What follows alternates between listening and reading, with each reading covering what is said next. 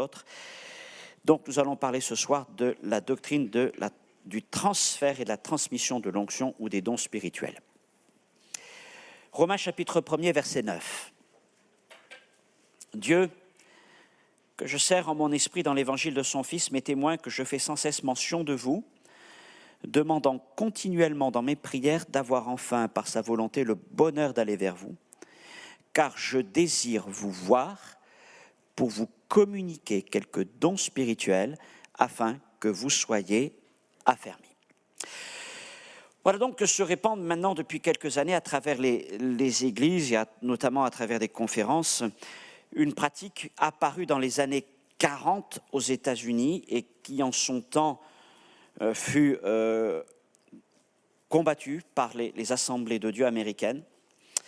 Une pratique qui s'est ensuite estompée, qui revient maintenant depuis une dizaine d'années suite à ce qu'on a pu appeler les réveils des bénédictions de Toronto ou d'autres choses, et qui maintenant prennent un essor particulier. C'est donc la question de l'impartition, c'est un mot américain mais qui est français aussi, impartition ou transmission ou transfert des dons, qui affirme qu'en rencontrant la bonne personne, mais généralement un apôtre ou un prophète, en tout cas quelqu'un qui en porte le nom, mais bon, tout chrétien a la possibilité de recevoir par imposition des mains, l'un une onction, entre guillemets, ce certains appellent onction, l'autre tel ou tel don spirituel, l'autre telle ou telle bénédiction spéciale, pour certains de multiplication, de prospérité, voire tel ou tel ministère, pourquoi pas même apôtre ou prophète. Et donc les ouvrages et les vidéos attestant la réalité et les bénéfices de cette pratique sont nombreux et semblent étayer la pratique jusqu'à en faire une doctrine. Alors voilà une citation telle qu'on peut en trouver parmi de nombreuses autres. Un auteur a écrit « Lors d'une réunion d'impartition de puissance et des dons, vous recevrez une fraîche impartition pour agir dans le miraculeux, une révélation et une activation qui vous permettra d'avancer dans votre destinée, une onction pour atteindre de nouvelles hauteurs dans la gloire de Dieu, un renouvellement d'intérêt et de compréhension pour le royaume de Dieu. » Alors, à lire ces choses, les possibilités ouvertes par cette pratique sont énormes et attrayantes. Et si donc elles sont réelles, eh bien, nous les voulons pour nous-mêmes. Mais avant de les recevoir, il me semble bon, comme les Béréens, acte 17, de sonder la parole, pour voir s'il existe un appui biblique à cette pratique au point de la normaliser et de la systématiser, c'est-à-dire d'en faire une doctrine. Et alors, si les choses bibliquement se confirment, de reconnaître que ce serait là non seulement une découverte, mais aussi une avancée majeure dans la théologie chrétienne. De dire que par imposition des mains, quelqu'un peut donc communiquer un don particulier, une onction particulière, un ministère particulier. Alors ce soir, nous allons faire deux choses. D'abord, je vais faire un survol rapide des principes de base enseignés par ceux qui pratiquent l'impartition et le transfert des dons. Et deuxièmement, nous étudierons deux versets de l'apôtre Paul sur lesquels il s'appuie, notamment Romains 1, 11 et 1 Timothée 4, 14. D'abord, le survol de cette question et de la pratique de l'impartition. D'abord, je vais la définir. La pratique de l'impartition ou du transfert des dons repose sur l'idée que certaines personnes, certains ministères ont la capacité spéciale de transmettre ce qu'ils possèdent déjà.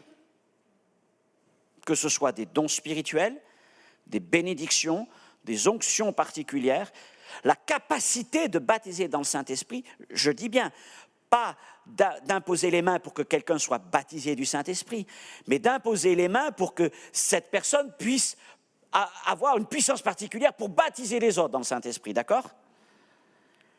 Ou même un ministère de guérison, de délivrance. Alors, je vais être précis. C'est donc pas ici le simple fait d'exercer un don, par exemple, imposer les mains en prophétisant sur une personne, mais lui transmettre le don, la capacité, la puissance de prophétiser à son tour. L'impartition, c'est donc le transfert des dons, notamment par l'imposition des mains. Alors cependant, ce ne sont pas tous les croyants qui ont cette capacité de transmission, mais simplement des personnes reconnues pour cela, des personnes choisies et ointes par Dieu pour cette chose particulière. Alors pour certains, cette transmission peut se faire sur une initiative personnelle du transmetteur. Et c'est pour ça que dans certaines conférences, les prédicateurs qui pratiquent ce genre de choses vont appeler les gens devant, vont leur imposer tout simplement les mains aux uns aux autres et leur communiquer directement telle ou telle chose, tel ou tel don. Sans les connaître, mais simplement parce qu'ils ont répondu à l'appel.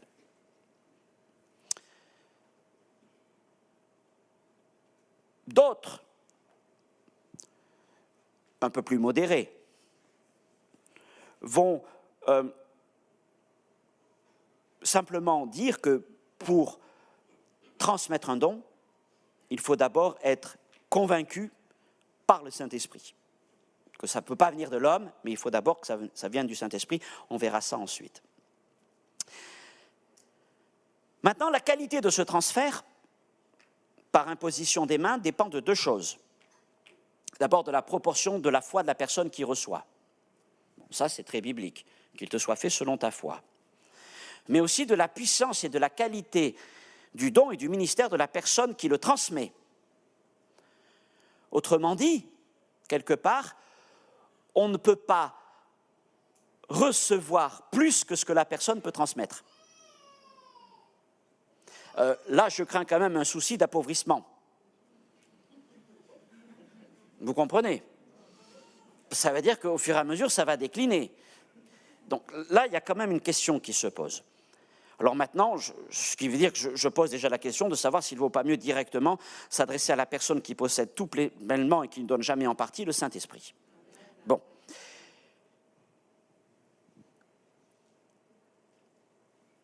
Quelques concepts fondamentaux concernant l'impartition. Le premier concept de base s'appuie sur l'idée, chaque chose est intéressante, sur l'idée que nous avons sur terre, dans l'Église, quasiment pleinement tout ce qui peut être offert par le ciel. Par exemple, Paul semble dire ces choses dans 1 Corinthiens 1,7, il dit à l'Église, il ne vous manque aucun don. Donc tous les dons seraient déjà dans l'Église. Dès lors, plus qu'une grâce venue du ciel et obtenue dans la prière, ce que nous devrions faire en tant que peuple de Dieu, c'est répandre à travers nous les dons qui sont déjà au milieu de nous. Puisque tout ce qui est dans le ciel, nous l'avons déjà au milieu de nous. Bon, c'est intéressant. Maintenant, de savoir si nous pouvons le répandre au milieu de nous sans passer par le ciel, la question est là. Second concept, et là, c'est aussi délicat, c'est que cette pratique ne fait pas de distinction entre l'expression des dons et les dons eux-mêmes. On va le voir notamment par rapport à Romains 1,11. Et comme ils ne font pas de distinction entre l'expression des dons et les dons eux-mêmes, eh bien, du coup, on peut autant communiquer l'un que l'autre. Communiquer l'expression d'un don ou communiquer directement le don lui-même. Troisième chose est liée directement au verbe transmettre, que nous avons par exemple ici dans Romains 1,11, derrière le verbe communiquer, car je désire vous voir pour vous communiquer. Dans d'autres versions, c'est partager, c'est transmettre ou partager. C'est un verbe qui, dans la Bible, évoque l'idée non pas simplement de donner, mais bien de partager. Et notamment partager quelque chose que l'on possède avec quelqu'un qui ne le possède pas. Donc, cette idée de partage est là. Voilà donc trois des concepts de base de cette pratique. Le fait que tous les dons qui sont au ciel sont a priori dans l'Église et qu'il conviendrait que nous les partagions les uns avec les autres. Deuxièmement, qu'il n'y a pas de distinction entre l'expression des dons et les dons eux-mêmes. Donc, si on communique l'un, on peut aussi communiquer l'autre. Troisièmement, le verbe partager, transmettre, qui parle donc de donner, partager, donner à quelqu'un quelque chose que nous avons déjà. Alors, ces idées sont intéressantes. Je le disais, si tout ça se confirme bibliquement, c'est très intéressant. Parce que si nous avons vraiment la possibilité, Bible à l'appui, de pouvoir communiquer des dons que nous avons déjà reçus, évidemment, on comprend que l'œuvre de Dieu peut prendre un essor nouveau. Si j'ai un don de la foi et que je peux prier pour que l'un ou l'autre le reçoive par imposition de mes mains, à condition que j'ai aussi de la part du Seigneur le don d'impartition, eh bien évidemment que ça va, entre guillemets, faire avancer l'œuvre de Dieu d'une manière remarquable. Alors maintenant, voyons ce que la Bible nous dit.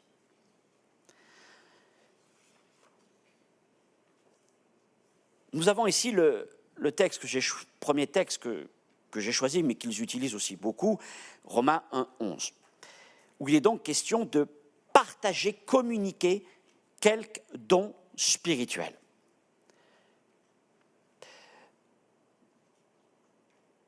Ici, dons spirituels, en grec, charisma pneumatikon, charisma charis grâce, pneumatikon pneuma le souffle, ce qui vient de l'esprit, c'est la même expression qu'on retrouve dans 1 Corinthiens 12, 1.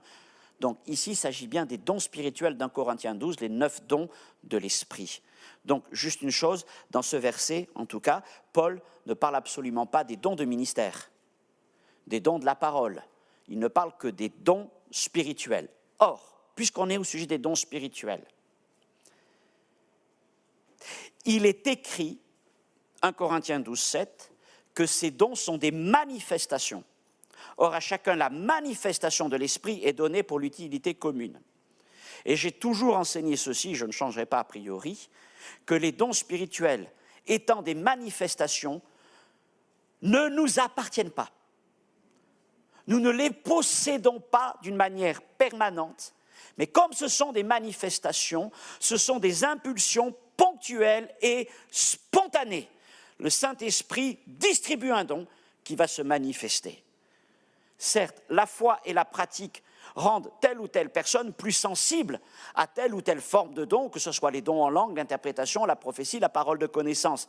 Mais à aucun moment, bibliquement, se justifie l'idée de dire « je possède tel don ». La seule chose qu'on peut dire, c'est que Dieu m'utilise pour manifester tel don spirituel.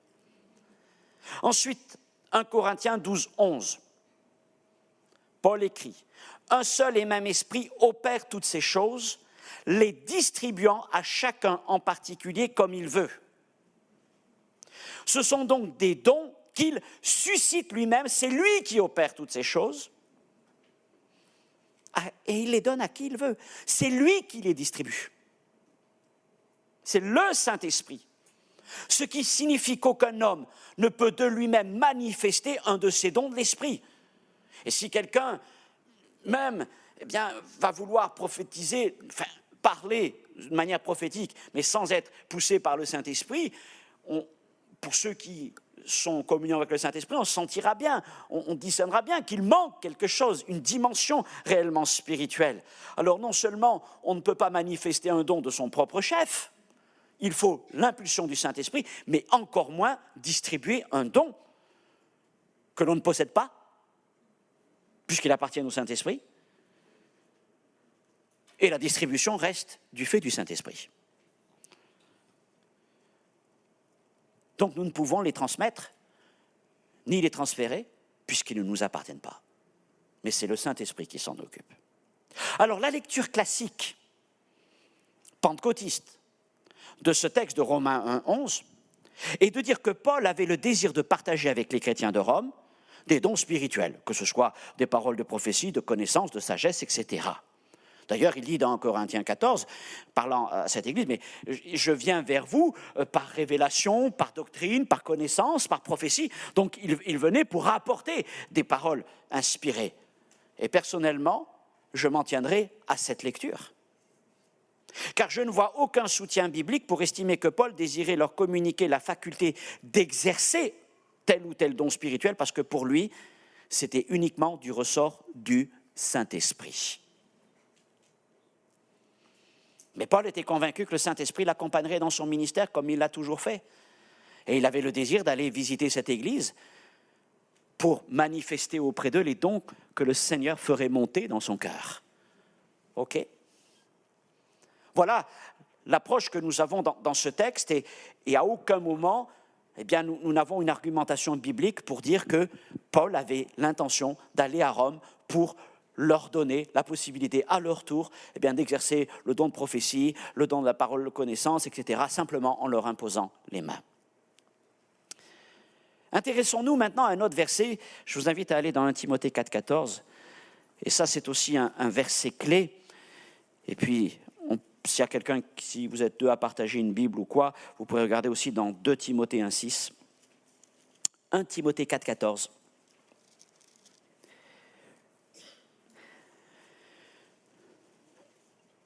« 1 Timothée 4, 14. Ne néglige pas le don qui est en toi et qui t'a été donné par prophétie avec l'imposition des mains de l'assemblée des anciens. » Là, on a un texte intéressant. Ne néglige pas le don qui est en toi, qui t'a été donné par prophétie avec l'imposition des mains de l'assemblée des anciens. 2 Timothée 1,6, c'est pourquoi je t'exhorte à ranimer le don de Dieu que tu as reçu par l'imposition de mes mains. OK. Il est donc dit que Timothée reçut un don particulier, que Paul dit être un don de Dieu, qui lui fut donné par prophétie et avec l'imposition des mains. Chaque mot est précis. Alors évidemment, ce verset est un test déterminant pour la pratique de l'impartition des dons, puisqu'il est donc là question de l'imposition des mains et du fait de recevoir un don. D'abord, quel type de don ? C'est le mot charismatos. Charismatos. C'est donc pas le même mot que l'on a dans Romains 1,11 et dans 1 Corinthiens 12, charismatos pneumatikon. Ce n'est pas un don spirituel ici. Charismatos, c'est le même mot que l'on a dans Romains 12,6, puisque nous avons des dons différents selon la grâce qui nous a été accordée par celui qui a le don de prophétie, l'exercice, que celui qui a le don de les prophéties l'exerce selon l'analogie de la foi. 1 Pierre 4,10, comme de bons dispensateurs des diverses grâces de Dieu, que chacun de vous mette au service des autres le don qu'il a reçu. À chaque fois, comme dans 1 Timothée 4,14, le don c'est charismatos. L'année dernière, on avait étudié les dons. On avait vu qu'il existe 3 catégories de dons dans le Nouveau Testament. Les pneumatikon, qui sont les dons spirituels, 1 Corinthiens 12, Romains 1, 11. Les dons de ministère, les doréas, Éphésiens 4, 11. Le don, l'apostolat, les prophètes, les pasteurs, les évangélistes, les docteurs et les pasteurs. Les pasteurs et les docteurs. Ça, c'est les dons de ministère, les dons de prédication de la parole. Et enfin, Romains chapitre 12, comme je viens de le citer, ou 1 Pierre chapitre 4, les dons de grâce, qui sont les dons de service, les dons de fonctionnement. Et ces dons-là ne sont pas comme les dons spirituels, c'est-à-dire que lorsque quelqu'un le reçoit, il le reçoit en permanence. Si mon frère, ma sœur, tu as reçu un don de... Alors Paul cite par exemple le don d'enseignement, ce n'est pas la prédication, mais c'est de pouvoir enseigner ses frères et sœurs, leur donner les instructions nécessaires pour grandir dans la foi, mais aussi les dons de libéralité, d'administration. Si tu as reçu ce don, c'est un don que tu possèdes. Il est à toi, d'accord ? Et tu es appelé à le faire grandir, à le faire développer. Ce n'est pas un ministère de la parole, mais c'est quelque chose déjà qui sera très utile au service de Dieu et à l'avancement de l'Église. Vous pouvez revoir tout ça, on l'avait étudié en détail l'année dernière, mais il est bon toujours de se rappeler ces choses. Donc, ils sont différents dans leur nature des dons spirituels. Ce sont des charismatos. Donc, Timothée a reçu un don à ce moment-là, c'est clair. un don qui est à lui. Un don qui est significatif dans sa vie, à un tel point que Paul lui dira de ranimer le don qu'il a reçu. Alors maintenant, voyons comment ce don a été communiqué à Timothée. Les partisans de l'impartition, voilà une démonstration biblique solide de leur thèse. Quelque chose s'est produit parce qu'il y a eu imposition des mains. Et donc il y a eu un transfert de dons sur la base d'une action d'un homme de Dieu. Alors maintenant, regardons le texte. On lit d'abord qu'il y a eu une prophétie. Tu as reçu un don par prophétie. Or, nous l'avons redit, c'est le Saint-Esprit qui distribue et inspire les prophéties authentiques.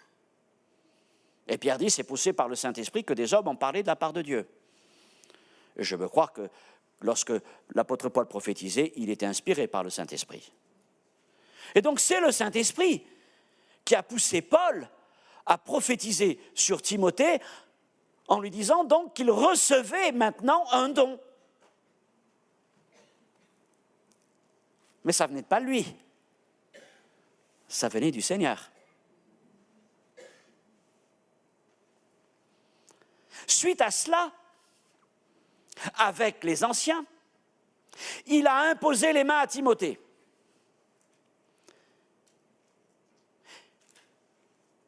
Il est dit avec l'imposition des mains. Ça veut dire que cette imposition des mains a suivi, elle a accompagné la prophétie. Et pour moi, cette imposition des mains ne visait pas à transmettre quelque chose, mais à consacrer Timothée par rapport au don qu'il venait de recevoir par prophétie de la part du Seigneur. On a la même chose dans Acte 6 avec les diacres. Lorsque les diacres ont été élus, les apôtres ont jeûné, ils ont pris le temps, ils ont prié et ils leur ont imposé les mains. Dans l'une des épîtres à Timothée, Paul dit à ce sujet, au sujet des anciens, ne te précipite pas à imposer les mains, d'abord juge bien des choses. Et puis, je pense aussi à Actes chapitre 13, à Antioche, les prophètes et les docteurs jeûnent. Et là, le Seigneur parle, pendant qu'ils servaient le Seigneur dans leur ministère et qu'ils jeûnaient, le Saint-Esprit dit, mettez-moi à part Barnabas et Saul pour l'œuvre à laquelle je les ai appelés. Alors, après avoir jeûné et prié, ils leur imposèrent les mains et les laissèrent partir. J'en profite pour souligner que c'est à l'initiative du Saint-Esprit que Paul et Barnabas sont rentrés dans leur apostolat. D'ailleurs, il le dit lui-même, ce n'est ni par la volonté d'un homme, ce n'est pas par la volonté d'un homme, mais par la volonté de Dieu.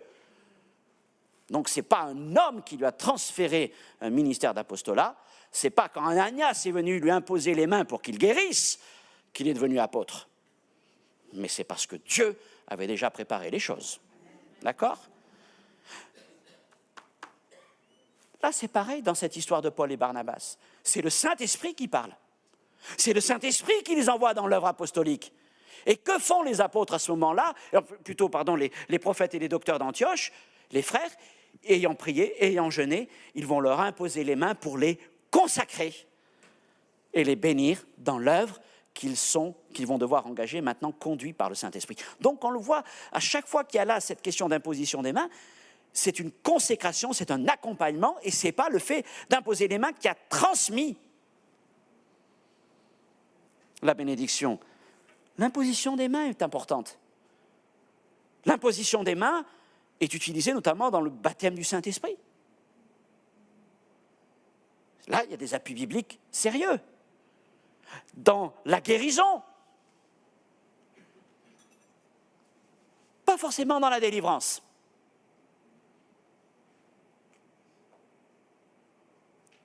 Parce que dans la délivrance, il faut chasser. Non pas forcément d'imposer les mains, mais elle peut venir. Mais donc, l'imposition des mains est aussi utilisée dans la consécration de ce que Dieu met à part pour son œuvre. Mais bibliquement, je ne vois à aucun moment l'utilisation de l'imposition des mains pour communiquer à quelqu'un un don, surtout quand c'est de sa part. Pour Paul et Timothée, qu'est-ce qui s'est passé ? Paul, je résume, inspiré par le Saint-Esprit, poussé par le Saint-Esprit, dit à Timothée, le Seigneur t'a communiqué quelque chose. Le Seigneur te communique. Je ne sais pas ce qu'il lui a dit. Mais en tout cas, il lui a confirmé, tu as reçu un don. Tu reçois ça aujourd'hui. Et ensuite, à cause du moment solennel, et ils comprennent qu'il y a vraiment un temps de Dieu, ils imposent les mains. Moi, j'ai entendu plein de témoignages, notamment de frères qui sont partis en mission. D'ailleurs, je crois que c'est... on l'a entendu, me semble-t-il, avec Timothée, hein, de paroles de prophétie qui sont données dans une église, d'accord, où le Seigneur les appelle à tel ou tel ministère, à la mission et choses. Et puis, donc, ils ne le reçoivent pas par un homme, mais du Seigneur. Et souvent, ensuite, l'Église s'unit dans la prière, va imposer les mains pour les bénir, d'accord? Alors maintenant, je finis par quelques questions de fond. La pratique d'impartition des dons est bien plus la systématisation de cette pratique. Au point que, comme j'ai dit, dans des rassemblements, on appelle la foule à venir devant, et puis pam, pam, pam, pam, pam, on va toucher les gens pour qu'ils reçoivent tel ou tel don. Et ça soulève des questions de fond. Peut-on normaliser des cas ponctuels possibles? Je vais vous dire, je crois que dans bien de ces milieux pentecôtistes charismatiques, les gens viennent surtout dans ces rassemblements avec une réelle attente, une réelle foi. Et dans beaucoup des églises, il y a peut-être parfois plus de foi que même au milieu de nous. Il y a une attente qui est là. Et dans d'autres pays, Phoebe, tu m'en parlais quand tu étais chez toi. En Amérique du Sud, il y a cette attente quand vous venez dans les églises. Et à cause de ça, notamment en Amérique du Sud, il y a eu des choses, des manifestations miraculeuses qui sont arrivées. Le problème, comme je le disais la semaine dernière, avec nous occidentaux, c'est qu'on aime bien systématiser. On aime bien faire une norme et faire une doctrine pour que ça soit reproductible. Et donc de quelque chose qui est ponctuel, parce que Dieu est libre et il peut agir comme il veut. Moi, je vais vous dire, je le crois, si le Seigneur, comme c'était le cas il y a quelques autres années en arrière, veut, pour guérir quelqu'un de ses dents, lui mettre une dent en or, il est tout à fait capable. Surtout quand c'est des gens qui sont très pauvres, qui n'ont pas accès à la chirurgie dentaire qui était très, très, très, très chère. Mais ça peut arriver. Le problème, c'est d'en faire une nouvelle norme et une pratique systématique. Maintenant que le Seigneur ait utilisé l'un ou l'autre, un serviteur de Dieu pour parler à un autre et lui dire, voilà, le Seigneur te donne aujourd'hui tel don, telle puissance, tel ministère, et il va t'ouvrir ça, et il y a vraiment une onction de Dieu qui vient sur là, et on est saisi par cet instant, et l'homme prie, et cette personne qui reçoit va rentrer dans quelque chose de puissant. Ça arrive. Mais pour autant, ça ne veut pas dire qu'il faille en faire quelque chose de systématique. Évidemment, l'intérêt, c'est qu'après, ça permet de faire de grandes conférences.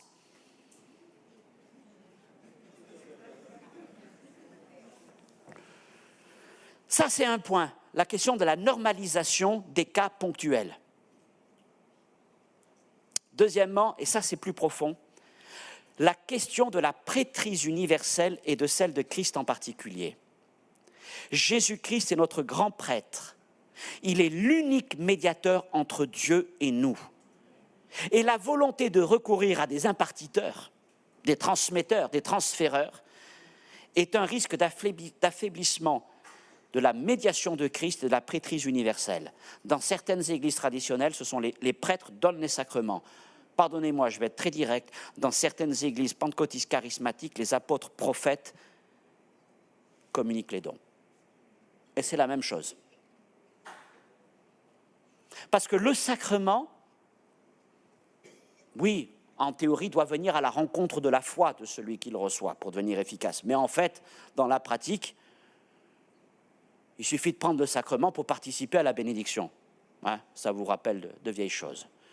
Eh bien, dans cette manière de faire et de transmettre les dons, il y en a qui vont venir sans la foi, sans une vie chrétienne vraiment enracinée dans le Seigneur, mais voilà, l'apôtre m'a touché et j'ai reçu le don.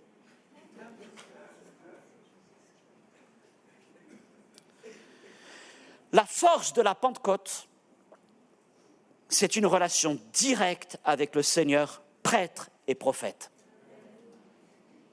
Et vouloir mettre des médiateurs entre cette relation entre nous et le Seigneur par son esprit, c'est affaiblir et ça serait très dommageable. Mais bien sûr, des fois, c'est plus facile d'aller voir un apôtre qui t'a payé un ticket de train, un billet d'avion pour aller réclamer tel ou tel don, que de passer du temps dans la présence du Saint-Esprit, d'autant plus que le Saint-Esprit ne donne pas forcément les dons qu'on veut. Ça, il est libre. Alors finalement, voilà ma position. Initialement, je voulais dire ceci. Pour moi, oui, il n'existe aucune base biblique pour normaliser, systématiser, j'allais dire doctrinaliser cette pratique. J'étais prêt à dire aussi, mais maintenant j'accepte les cas particuliers où un homme de Dieu ait pu transmettre tel ou tel don. Ok. Après réflexion, j'ai encore plus affiné ma position et je dis, aucune impartition, ou même, parce que ça devient aussi à la mode, ou même activation d'un don, ne peut être le fait d'un homme de Dieu, quel que soit son ministère. Celui qui donne les dons ne s'en repent pas, c'est le Seigneur. Le Saint-Esprit distribue les dons spirituels, Jésus, les dons de service et les dons de la parole. Maintenant, je sais, on va me dire, hey, regarde ces exemples, regarde ces témoignages, qu'en fais-tu? Je réponds, oui, il y a des témoignages pour dire que telle ou telle personne, après avoir rencontré tel ou tel prédicateur, est rentrée dans une autre dimension de sa vie et des dons se sont mis à l'œuvre dans sa vie. Ok, mais pour moi, ça ne veut pas dire qu'il y a eu transfert des dons. Mais je crois que le Saint-Esprit est capable d'agir à travers certains prédicateurs qui parfois ont des doctrines bizarres, mais qui sont capables de stimuler la foi de ceux qui les écoutent. Et c'est vrai autant pour les transmetteurs de dons que même pour ceux qui ont un ministère de guérison tout en ayant parfois des doctrines très étranges. Pourquoi? Parce qu'ils ont cette capacité, c'est vrai, à aller stimuler la foi, d'autant plus que les gens viennent de plus en plus et on s'encourage dans la foi. Et du coup, ces personnes, elles reçoivent. Elles reçoivent. Je me suis dit, mais comment ça se fait qu'ils vont voir tel ou tel gars?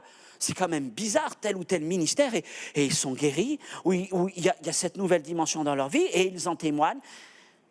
Pour moi, c'est simplement une question de foi, encore une fois. C'est vrai pour l'activation. Certains vont dire, ah, je suis allé voir telle personne, j'ai suivi tel enseignement, j'ai été activé dans mon ministère. Avant, il n'y avait rien dans ma vie. Pourtant, les dons étaient en moi, et puis j'ai rencontré ça, on a prié pour moi et j'ai été activé. Mais ce n'est pas le fait tellement de l'imposition des mains, c'est le fait d'avoir été encouragé dans sa foi. Et je finis par ce mot tiré de Galates 3:2, où Paul dit aux chrétiens, c'est par la prédication de la foi que vous avez reçu le Saint-Esprit. C'est ce que je vous dis. Ces gens qui, je veux le croire, sont tout à fait, je peux les appeler des frères, des sœurs, même s'ils n'ont pas on n'a pas forcément la même théologie, la même approche, mais ce sont des prédicateurs de la foi. Et ils savent créer ça. Et ils ne s'embêtent pas, ils y vont directement, et ils prennent beaucoup moins de pincettes que nous.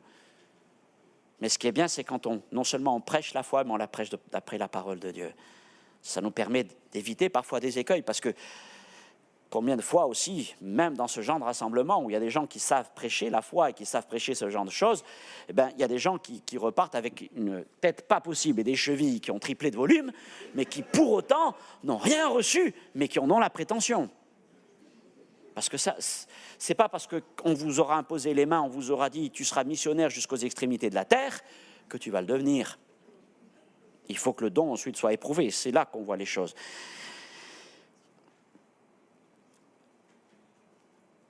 Mais dans tous les cas, c'est lui le dispensateur des dons.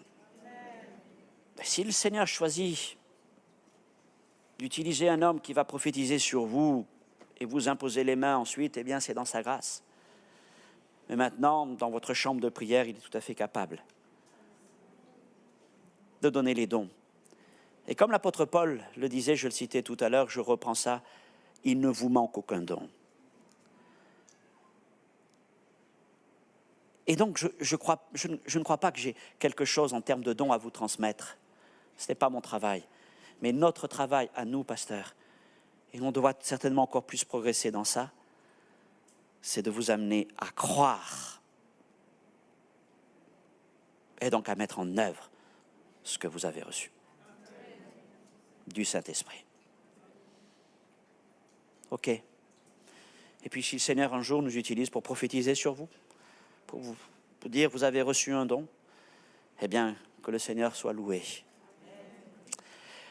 Vous pouvez avoir d'autres approches de ça, d'autres questions, je reste à votre disposition. C'est ce que je voulais partager. On avait un peu de temps avant la reprise de l'année scolaire, le temps d'aborder des sujets un peu différents qui nous amènent à réfléchir, mais parce que je sais aussi que ce sont des questions qui sont là pour plusieurs au milieu de nous. Notre Dieu, notre Père, nous voulons te remercier de ces dons extraordinaires qui sont auprès de toi. Tu ne les as pas gardés pour toi. Tu ne les as même pas gardés pour quelques hommes comme au temps des prophètes de l'Ancienne Alliance, mais Seigneur, ces dons, tu les as donnés pour ton Église, pour ton peuple. Comme Paul l'a écrit, vous pouvez tous prophétiser. Comme Pierre l'a écrit, nous sommes chacun les dispensateurs des dons, du don que nous avons reçu. Alors oui, Seigneur, je crois qu'il y a un don pour chacun d'entre nous. Et c'est auprès de toi que nous le trouvons. Maintenant, ce que nous voulons faire ensemble, c'est grandir dans la foi. Seigneur, pour exercer ces dons. Et mon Dieu, si ma joie serait non pas de transmettre un don, mais peut-être de permettre à quelqu'un d'avancer dans ce sens. Et de prendre confiance dans ce que le Seigneur lui donne. Et d'amener donc cette personne à vivre pleinement les promesses qui sont dans sa vie. Encore une fois, merci parce que tu as fait une multitude de dons à cette Église. Permets-nous, Père, de les utiliser, de les manifester tous. Alors c'est certain, nous verrons de grandes choses se produire. À toi toute la gloire dans les cieux et sur la terre. Amen. Que Dieu vous bénisse. Bonne soirée.